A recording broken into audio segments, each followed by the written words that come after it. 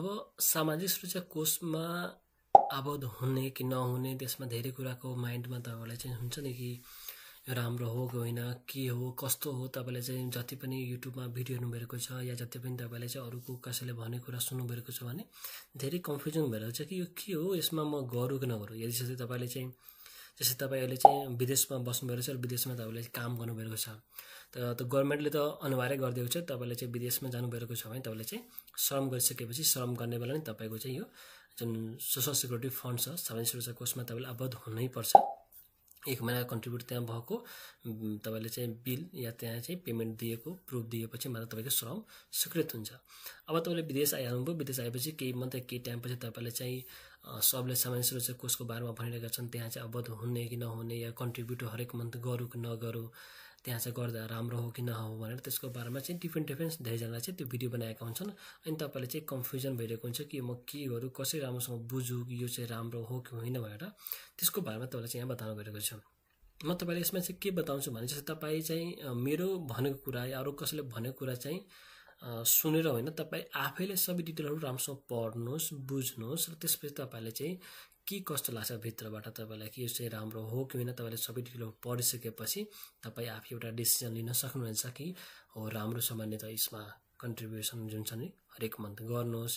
तपाईँलाई लाग्छ कि होइन यो राम्रो छैन म गर्दिनँ भने तपाईँले चाहिँ नगर्नुहोस्। तर त्यो तपाईँको निर्णय हुन्छ, त्यो तपाईँको डिसिजन हुन्छ। अरूले चाहिँ जति पनि भिडियो बनाइरहेका छन् भने त्यो तपाईँले चाहिँ कसैले राम्रो भन्छ कसैले राम्रो भन्दैन होइन। कोही भन्छ कि अरूमा लगानी गर्नुहोस्, यसमा किन गर्नुहुन्छ, त्यो सबैको कुरा त सुन्नुभयो तपाईँलाई। तर तपाईँको एउटा डिसिजन पार्न सक्नुभएको छैन भने तपाईँ चाहिँ के गर्नुहोस्, सिधै तपाईँले चाहिँ सामाजिक सुरक्षा कोषको जुन साइट छ ssf.gov.np मा आउनुहोस्।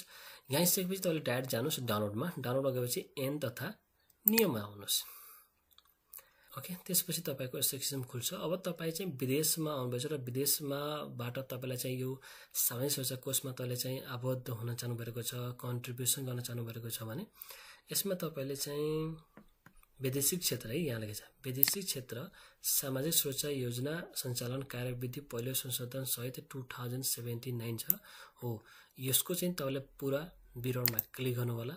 ओके, त्यसपछि तपाईँले यसलाई डाउनलोड गर्न सक्नुहुन्छ या प्रिन्ट गर्न सक्नुहुन्छ वा यसलाई चाहिँ ठुलो पार्नु होला। ओके, यसलाई के गर्नु होला, ठुलो पारेर तपाईँले चाहिँ यहाँ डाउनलोड गरेर पनि यहाँबाट डाइरेक्ट पढ्न सकिन्छ।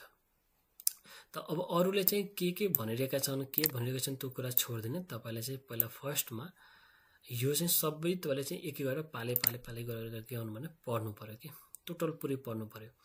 अब तपाईँले विदेशमा बस्नुपर्छ, विदेशबाट बसेर तपाईँले चाहिँ सामाजिक सुरक्षा कोषमा तपाईँले चाहिँ आबद्ध मतलब कन्ट्रिब्युसन गर्दै जानु भइरहेको छ होइन।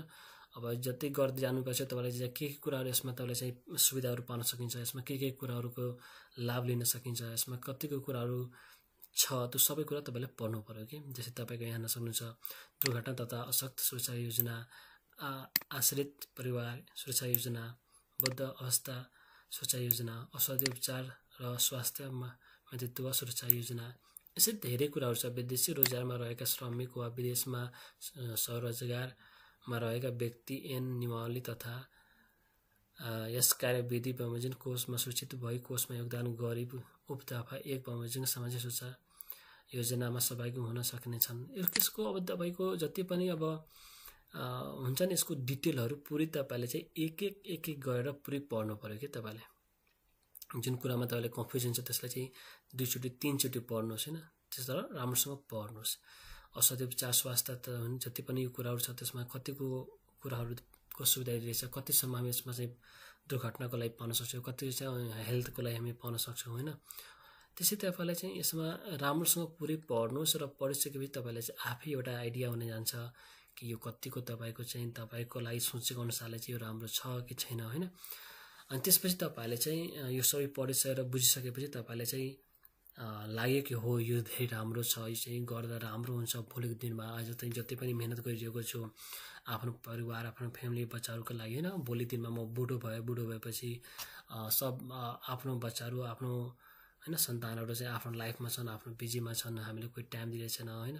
एउटा हुन्छ अहिले समाजको हेऱ्यो भने त कि होइन एउटा तपाईँको खर्चको लागि पनि केही पैसा दिइरहेका हुँदैन होइन। अब आमा बुवा त्यही बुढा भएपछि तपाईँको आफ्नो बच्चासँग पनि पैसा माग्दा छिटो पाइरहेको हुँदैन। त्यस्तो किसिमको चाहिँ हामी चाहिँ हेरिरहेका हुन्छौँ। त्यो कन्डिसन तपाईँले अहिले नै तपाईँले चाहिँ अलिअलि पैसा सेभ गर्दै गएपछि तपाईँले भोलि दिनमा तपाईँको चाहिँ अहिले चाहिँ हाम्रो गभर्मेन्टको हिसाबले चाहिँ अहिले तपाईँको चाहिँ बेसिक स्यालेरी भनेको 12,000 छ। तपाईँको आउँदो 20-25 वर्षमा 30 वर्षमा तपाईँको चाहिँ अझ तपाईँको यो जुन हरेक 2-2 सालमा तपाईँको हाम्रो नेपालमा स्यालेरी बढ्छ। हुनसक्छ त्यो बेलासम्म अझ यो 12,000बाट तपाईँको चाहिँ 20,000 22,000 30,000 पुगिहाल्छ होइन। तर तपाईँले कन्ट्रिब्युट त थोरै थोरै गर्दै जानुभयो। त्यो बेला रिटायर 60 वर्ष 65 वर्ष तपाईँको भइसकेपछि त्यसपछि तपाईँको चाहिँ जुन यो पैसा पाउँछ तपाईँको पेन्सनको रूपमा त्यो बेलाको तपाईँको जति पनि बेसिक स्यालेरी हुन्छ तपाईँको नेपालको त्यो अनुसारले तपाईँले पैसा हरेक महिना तपाईँले पाउनुहुनेछ। त्यो किसिममा चाहिँ धेरै कुराहरूको छ तपाईँको हेल्थ इन्सुरेन्सको दुर्घटनाको होइन यसो धेरै कुराहरू छ जुन कि तपाईँले चाहिँ पछि को लागि राम्रो हो र तपाईँले यसमा चाहिँ सबै कुरा राम्रोसँग पढ्नुहोस्। यो चाहिँ तपाईँको टन्नै पेजको छ तर सबै पढ्नुहोस् अनि पढिसकेपछि तपाईँको चाहिँ के कतिको यसमा तपाईँले चाहिँ राम्रो लागेन त्यो कुराहरूको बारेमा तपाईँलाई एउटा एरिया हुन जान्छ अनि त्यसपछि तपाईँले चाहिँ यसमा कन्ट्रिब्युट गर्न सकिन्छ। अब यो चाहिँ सामाजिक सुरक्षा कोषमा तपाईँले चाहिँ कन्ट्रिब्युट गर्नको लागि कसरी स्टार्ट गर्न सुरुदेखि तपाईँलाई चाहिँ के आइडिया छैन भने त्यसको चाहिँ पुरानो भिडियो मैले राखेको छु, त्यो गएर सबै त्यो भिडियोहरू हेर्नुहोस् र यदि कुनै पनि किसिमको केही कन्फ्युजन छ भने तपाईँले चाहिँ मलाई कन्ट्याक्ट गर्न सक्नुहुन्छ या कमेन्ट गर्नुहोस् होइन, तपाईँलाई म रिप्लाई दिन्छु। र अहिलेसम्म तपाईँले चाहिँ मेरो च्यानल सब्सक्राइब गर्नुभएको छैन भने तल दियो सब्सक्राइब बटनमा क्लिक गरेर सब्सक्राइब गर्नु होला भिडियो दिनको लागि। Thank you.